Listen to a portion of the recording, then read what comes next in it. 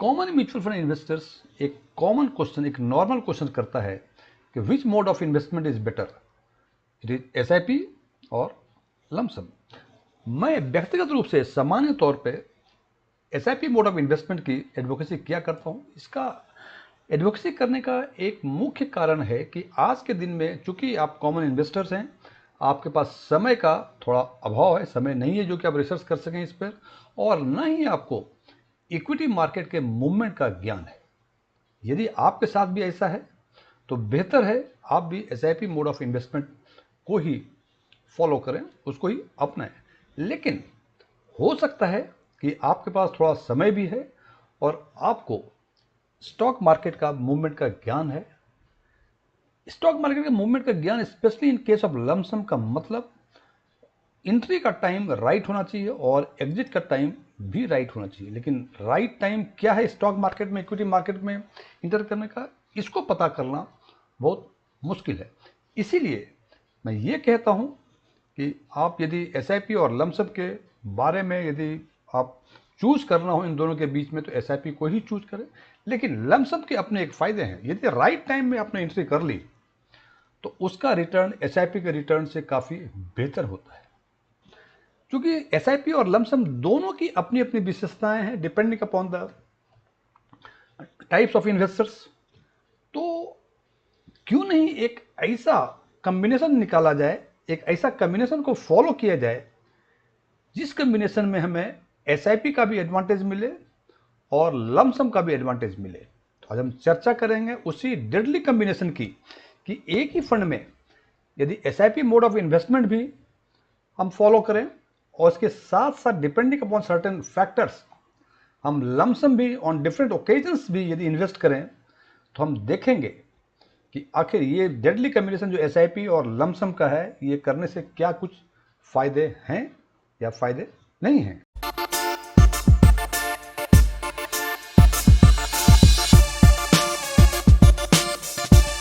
ये जो एसआईपी और लमसम की डेडली कॉम्बिनेशन है इसको हमने एक लाइव एग्जाम्पल के साथ एनालिसिस करने की कोशिश की है और लाइव एग्जाम्पल हमने लिया हुआ है निफ्टी 50 का और इसके 10 ईयर्स के बेसिस पर हमने इसकी एनालिसिस की है और देखी है कि आखिर दोनों को कॉम्बिनेशन से यूज करें तो आखिर क्या होता है। और वो 10 ईयर्स का मतलब अप्रैल 2014 से लेके मार्च 2024 तक के डाटा के बेसिस पे हमने निफ्टी 50 के डाटा के बेसिस पे हमने इस एनालिसिस को अंजाम दी है और इसकी कुछ इन्फ्रेंस निकाला है, कुछ फाइंडिंग्स निकाली है हमने एनालिसिस के बेसिस पे। तो सबसे पहले हमने ये माना कि अप्रैल 2014 से लेकर मार्च 2014 के बीच 10,000 रुपये पर मंथ की एक एसआईपी कर दी हमने, एक ऑप्शन। दूसरा ऑप्शन ये देखा हमने कि पूरे 10 साल में मंथली क्लोजिंग के बेसिस पर जिस महीने निफ्टी 50 2% से अधिक डाउन होता है उस महीने हम 25,000 रुपये इन्वेस्ट करें और दूसरे ऑप्शंस में 25,000 को बढ़ा के हमने 50,000 कर दिया। तो दो ऑप्शंस तो ये हो गए मोर देन 2% के हिसाब से। सबसे पहले हम देखते हैं कि more than 2% downfall monthly closing के हिसाब से निफ्टी 50 में अप्रैल 2014 से मार्च 2024 के बीच कुल 27 बार हुए। इसका मतलब अप्रैल 2014 से लेकर मार्च 2024 के बीच मंथली क्लोजिंग के बेसिस पे निफ्टी 2% से अधिक 27 बार डाउन हुए। और हमने जैसा पहले कहा था हमने कि 10,000 रुपये हमने एसआईपी की है अप्रैल 2014 से मार्च 2014 के बीच और जिस महीने 2% से अधिक का डाउनफॉल हुआ, फर्स्ट केस में 25,000 और सेकेंड के केस में 50,000 ऑन एवरी ओकेजन्स हमने इन्वेस्ट किया। तो फिर हम देखते हैं कि मार्च 2024 को इसकी स्थिति क्या होती है। तो सबसे पहले देखते हैं मोर देन 2% जिस महीने डाउनफॉल हुआ उस महीने हमने 25,000 रुपये को इन्वेस्ट किया और इस पीरियड में मीन्स मार्च 2014 से अप्रैल 2014 से मार्च 2024 के बीच 27 टाइम ऐसा हुआ था। तो सबसे पहले देखें कि हमने जो 27 टाइम 25,000 रुपये इन्वेस्ट किए, टोटल इन्वेस्टमेंट 6,75,000 रुपये और मार्च 2024 के डेट में 31 मार्च 2024 के डेट में ये कॉर्पस जो है 13,23,624 रुपये बनेंगे। और यदि इसकी XIRR निकालें तो इट कम्स टू 14.53%। और दूसरा ऑप्शन क्या था कि हमने अप्रैल 2014 से लेकर मार्च 2024 के बीच 10,000 रुपये की SIP की, तो उस SIP का टोटल इन्वेस्टमेंट 12 लाख रुपए हो जाएंगे और उसका XIRR 12.01% था, तो उसके हिसाब से कॉर्पस जो बनते हैं 23,23,391 रुपये बनते हैं और टोटल कॉर्पस 36,47,015 रुपये मीन्स 18,75,000 टोटल हमने इन्वेस्ट किया पिछले 10 सालों में, जिसमें से 675 हमने इन्वेस्ट किया लमसम के बेसिस पर ऑन 25,000 फॉर 27 टाइम्स।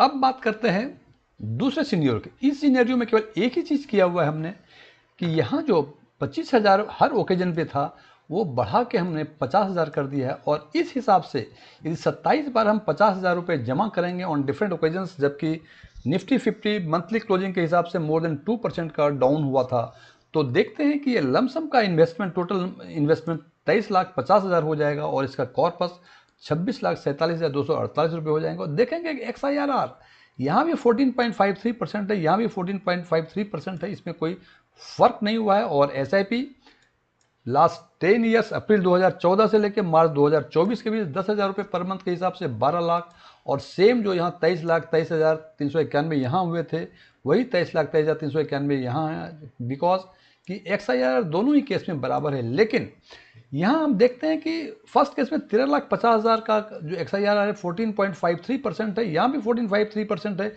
लेकिन इन दोनों का XIRR बराबर होते हुए भी यहाँ भी 14.53, यहाँ भी 12.0%, लेकिन जो एवरेज रिटर्न है यहाँ ये 13.34% है, यहाँ केवल 12.92% है।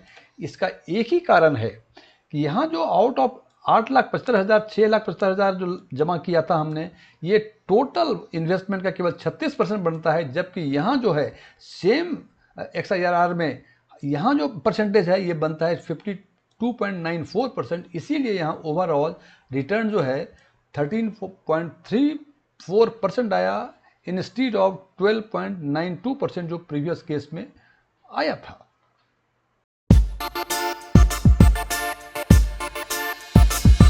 अब तीसरा सिनेरियो की बातें करते हैं। तीसरे सिनेरियो हम देखते हैं कि मोर देन 2% के बदले, बिकॉज मोर देन 2% 27 टाइम्स में हो सकता है कि आपको 10 साल में 6,75,000 लगता है कि 2% काफ़ी कम है, इसको थोड़ा सा बढ़ा दिया है, तो हमने इसको मोर देन 4% कर दिया है। और मोर देन 4% के केस में पिछले 10 सालों में मीन्स अप्रैल 2014 से मार्च 2014 तक केवल 12 ओकेजन्स ऐसे हैं जहां की निफ्टी 50 मंथली क्लोजिंग के बेसिस पे मोर देन 4% डाउन हुआ है।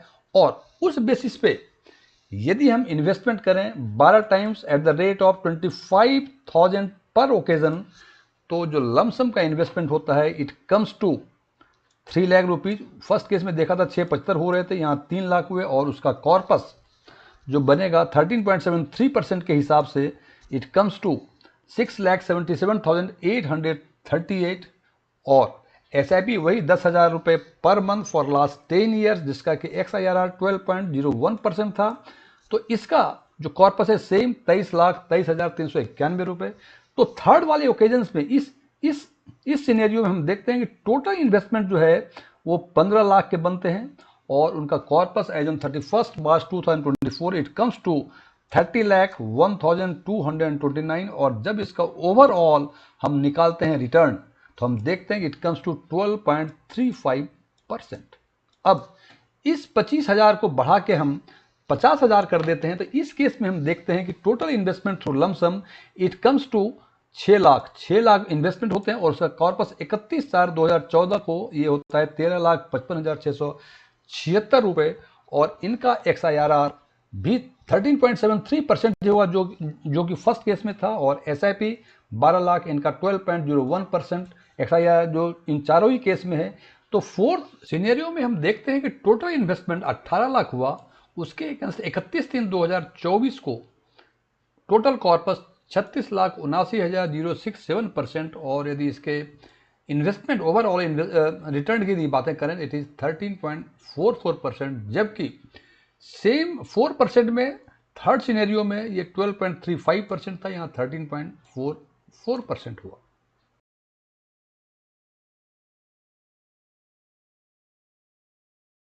यदि चारों सिनेरियो के एक साथ देखें तो हम देखते हैं कि फर्स्ट सिनेरियो में फर्स्ट और सेकेंड सिनेरियो में 27 टाइम्स हमने लमसम के हिसाब से इन्वेस्ट किया था। फर्स्ट सिनेरियो में 25,000 पर ओकेजन और सेकेंड सिनेरियो में 50,000 पर ओकेजन, और देखा हमने ओवरऑल रिटर्न जो है फर्स्ट सिनेरियो में 12.92% और सेकेंड सिनेरियो में 13.34%।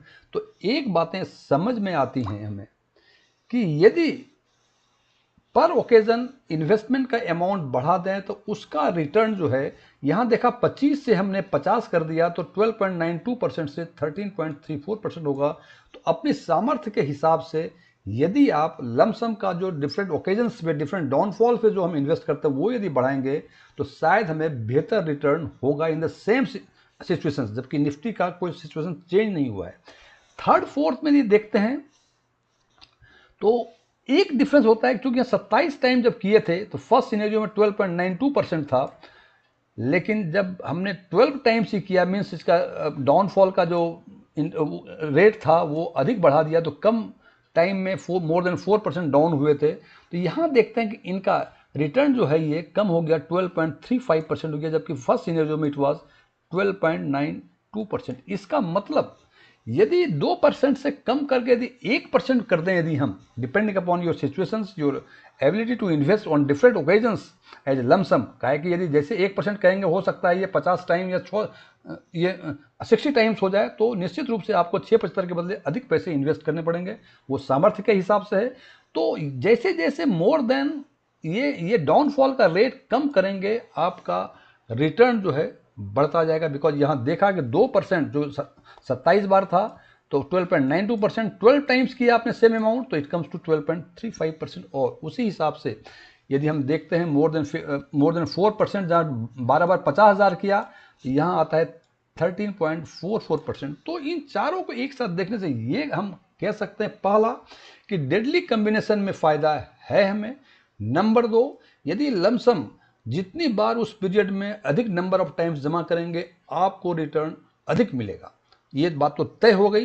तो फ्रेंड्स, यदि आपकी सामर्थ्य है कि आप SIP के साथ साथ on different occasions depending upon your capability 2%, 3%, 4%, 5% जितना करेंगे, लेकिन एक चीज़ ध्यान रखें कि जैसे जैसे परसेंटेज डाउनफॉल का परसेंटेज बढ़ाएंगे, number of opportunity to invest as lump sum ये कम होती जाएगी, तो निश्चित रूप से आपको रिटर्न थोड़े कम मिलेंगे। जितना ही अधिक नंबर ऑफ टाइम्स आप लमसम को बढ़ाएंगे उतना ही बेहतर रिटर्न मिलेगा। तो ये डेडली कॉम्बिनेशन है, इसमें कहीं कोई शक नहीं कि यदि आपकी सामर्थ्य अलाउ करती, कैपेबिलिटी अलाउ करती है तो आप SIP और लमसम आप एक साथ एक ही फंड में आप इन्वेस्ट करके बेहतर रिटर्न कमा सकते हैं। हालांकि जैसा मैं बताता हूं, अंतिम निर्णय हमेशा आपका, यहाँ भी आपको अपना निर्णय खुद लेना पड़ेगा।